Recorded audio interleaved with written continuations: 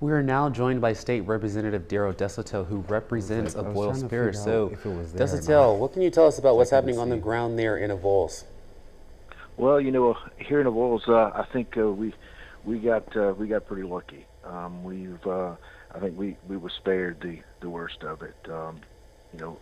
According to our OEP director, all of our parish roads are open. All of our state roads are open, and most of all of the ice has melted.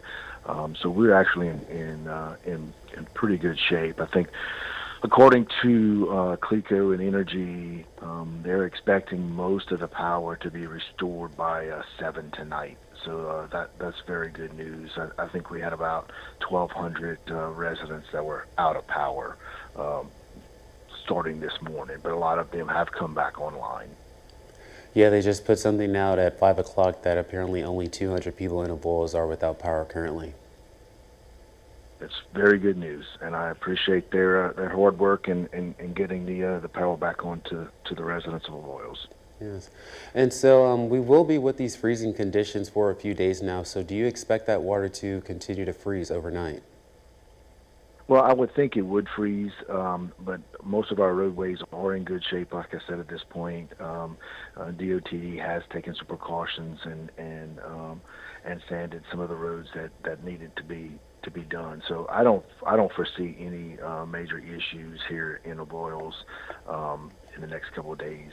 We did have 4 warming shelters opened today, and I think we only had 2 people that actually went to one of the shelters. So things are really good here in Avoyelles, considering. Okay, 2 people. Wow, that's quite a shock. So I guess for those warming centers, are they going to stay open or are they like shutting down? Well, they're going to be open if need be. So they're actually the fire station, so they'll be open if someone needs them, and then we can open more if it comes to that. But it doesn't look like there'll be a big influx of people using them. Got you. And I guess as a lawmaker, you can speak to this. So obviously the governor's office put out that this was, a state of emergency. So what goes into making that decision?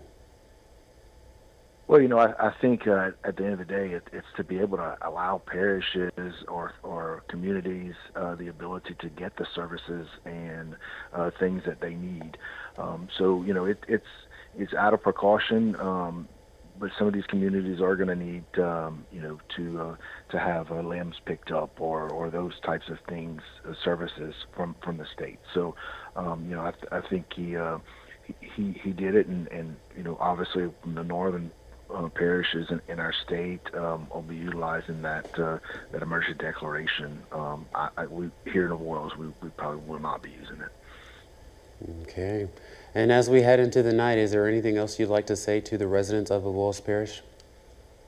I would say just stay warm and keep that fire going, but and stay off the road if you don't really need to be on it.